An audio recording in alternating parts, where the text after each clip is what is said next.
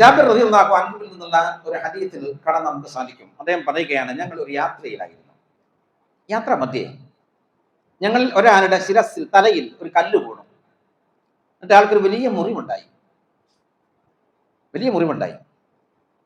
അങ്ങനെ പിറ്റത്തെ ദിവസം ഞങ്ങൾ ഉണർന്നപ്പോൾ അദ്ദേഹം പറഞ്ഞു, അദ്ദേഹത്തിന്റെ ഒരു വിഷയം ഞങ്ങളുടെ മുമ്പാകെ സമർപ്പിച്ചു. എന്താണ് വിഷയം എന്ന് ചോദിച്ചാൽ, അദ്ദേഹത്തിന് സ്വപ്നസ്ഖലനമുണ്ടായി. സ്വപ്നസ്ഖലനം ഉണ്ടായാൽ കൂടി നിർബന്ധമാണ്. അദ്ദേഹത്തിനാണെങ്കിൽ വലിയ മുറിവ് പറ്റി വേദന അനുഭവിക്കുന്നതുകൊണ്ട് കുളിക്കാൻ പ്രയാസം തോന്നി. അദ്ദേഹം ചോദിച്ചു, മറ്റുള്ള കൂട്ടുകാരോട് അദ്ദേഹം ചോദിച്ചു, എനിക്ക് തയമ്മം ചെയ്യുവാനുള്ള റുഖ്സയുണ്ടോ എന്ന് ചോദിച്ചു. അപ്പൊ അവര് പറഞ്ഞു, അങ്ങക്ക് തയമ്മം ചെയ്യാനുള്ള റുഖ്സ നാം കാണുന്നില്ല. കാരണം താങ്കൾക്ക് വെള്ളം ഉപയോഗിക്കാൻ കഴിയുമല്ലോ, താങ്കൾക്ക് റുഖ്സയില്ല, താങ്കൾക്ക് തയമ്മം ചെയ്താൽ പോരാ. ഇത് കേട്ട അദ്ദേഹം കുടിച്ചു. മുറിവില് വെള്ളമായി, തീവ്രമായി, അദ്ദേഹം മരിച്ചുപോയി. നബി സല്ലല്ലാഹു അലൈഹി വസല്ലമയുടെ അടുത്തെത്തി അവർ ഈ സംഭവം റിപ്പോർട്ട് ചെയ്തു. അപ്പൊ നബി സല്ലല്ലാഹു അലൈഹി വസല്ലമ പറഞ്ഞു,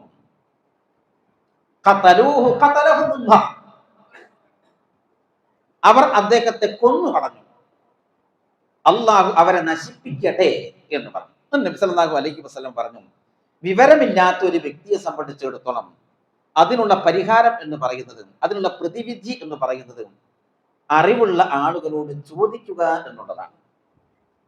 തീർച്ചയായും ആ വ്യക്തിയെ സംബന്ധിച്ചിടത്തോളം അദ്ദേഹത്തിന് തയമ്മം ചെയ്താൽ മതിയായിരുന്നു. അദ്ദേഹത്തിന്റെ മുറിവ് ബന്ധിക്കുക, ശക്തമായി ഭദ്രമായി കെട്ടുക, എന്നിട്ട് അദ്ദേഹത്തിന്റെ മുറിവില്ലാത്ത ഭാഗങ്ങളിൽ വെള്ളം ഒഴിച്ച് കഴുകുക, മുറിയുടെ മുകളിൽ കെട്ടിന്റെ മുകളിലൂടെ തടവിയാൽ മതിയായിരുന്നു.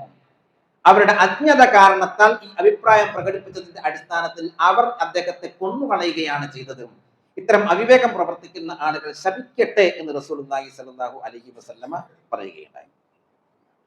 യഥാർത്ഥത്തിൽ ഇന്ന് സമൂഹത്തിൽ ഏറെ ചർച്ച ചെയ്തുകൊണ്ടിരിക്കുന്ന ഒരു വിഷയമാണല്ലോ വീട്ടിൽ നിന്ന് തന്നെ പ്രസവം നടക്കണം എന്നത്. ചില വ്യക്തികൾ ഒരു ആദർശമായി സ്വീകരിച്ചുകൊണ്ട് അത് പ്രചരിപ്പിക്കുന്നുണ്ട്.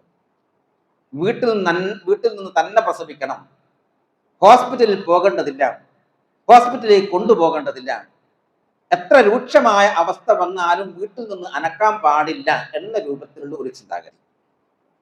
യഥാർത്ഥത്തിൽ വീട്ടിൽ നിന്ന് പ്രസവിക്കുക എന്നുള്ളത് ഗുരുതരമായ ഒരു പാപമൊന്നുമല്ല. എന്നാൽ വീട്ടിൽ നിന്നേ പ്രസവിക്കാൻ പാടുള്ളൂ, ഹോസ്പിറ്റലിൽ കൊണ്ടുപോകാനേ പാടില്ല എന്ന് പറയുന്നത് തീവ്രതയാണ്, തെറ്റായ ഒരു സമീപനമാണ്.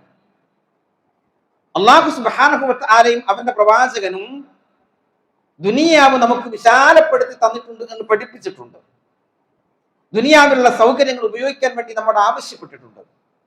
എല്ലാ കാര്യത്തിലും ആധുനികമായ സാങ്കേതിക വിദ്യയെ നമ്മുടെ ഭൗതികമായ സൗകര്യത്തിന് വേണ്ടി നമ്മൾ പ്രയോജനപ്പെടുത്തുകയും ചെയ്യുന്നുണ്ട്. എന്നാൽ ഈ ഒരു വിഷയത്തിൽ ആതുര ശുശ്രൂഷ കേന്ദ്രങ്ങളിൽ ചൂഷണം നടക്കുന്നുണ്ട്. അതുകൊണ്ട് ആ ചൂഷണ കേന്ദ്രങ്ങളിലേക്ക് ഗർഭിണികളായ സ്ത്രീകളെ അയക്കുവാൻ പാടില്ല, അവർ വീട്ടിൽ തന്നെ പ്രസവിക്കണം എന്ന് നിർബന്ധം പിടിക്കുമ്പോൾ അവിടെ സംഭവിക്കുന്നത്, വിവരമില്ലാത്ത വ്യക്തികൾ ചില ചേഷ്ടകൾ കാണിക്കുന്നത് കാരണത്താൽ അവിടെ സംഭവിക്കുന്നത് ഒന്നോ രണ്ടോ വ്യക്തികളുടെ ക്രൂരമായ മരണമാണ്. നബി സല്ലല്ലാഹു അലൈഹി വസല്ലം പറഞ്ഞതുപോലെ ഈ അവിവേകം കാരണത്താൽ, അജ്ഞത കാരണത്താൽ ഇത്തരത്തിലുള്ള പ്രവർത്തികളിൽ ഏർപ്പെടുമ്പോൾ ഉണ്ടായിത്തീരുന്നത് വലിയ നാശമാണ്, വലിയ വിപത്താണ്. അത്തരത്തിലുള്ള ആളുകൾ അവർക്ക് അള്ളാഹുവിന്റെ പ്രവാചകനുള്ള ശാപ പ്രാർത്ഥനയ്ക്ക് അർഹമായി തീരുമോ എന്ന് നാം സംശയിക്കേണ്ടതാണ്. ചൂഷണമുണ്ട് എന്നതാണ് കാരണമായി പറയുന്നത്. പക്ഷെ ഇവിടെയും നടക്കുന്നത് ചൂഷണം തന്നെയാണ്. ഈ കഴിഞ്ഞ ദിവസം സംഭവിച്ചിട്ടുള്ള ദാരുണമായ ആ മരണവുമായി ബന്ധപ്പെട്ടുകൊണ്ട് പരിശോധിച്ച് നോക്കുമ്പോൾ നമുക്ക് മനസ്സിലാക്കാൻ സാധിക്കുന്നത്, അവിടെ ഈ സ്ത്രീയുടെ പരിചരണവുമായി ബന്ധപ്പെട്ടുകൊണ്ട് വന്നിട്ടുള്ള ആ പെണ്ണിനും നൽകിയിട്ടുള്ളത്, ഒറ്റ വരവിന് നൽകിയിട്ടുള്ളത് 10,000 രൂപയാണ്.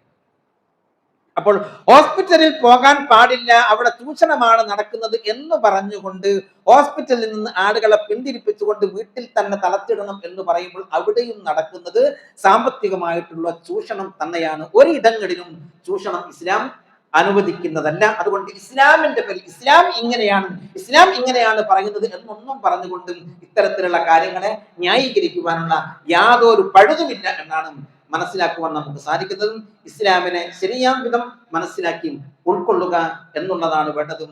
അള്ളാഹു അവന്റെ പ്രവാചകനും അപ്രകാരമാണ് നമുക്ക് പഠിപ്പിച്ചു തന്നിട്ടുള്ളതും.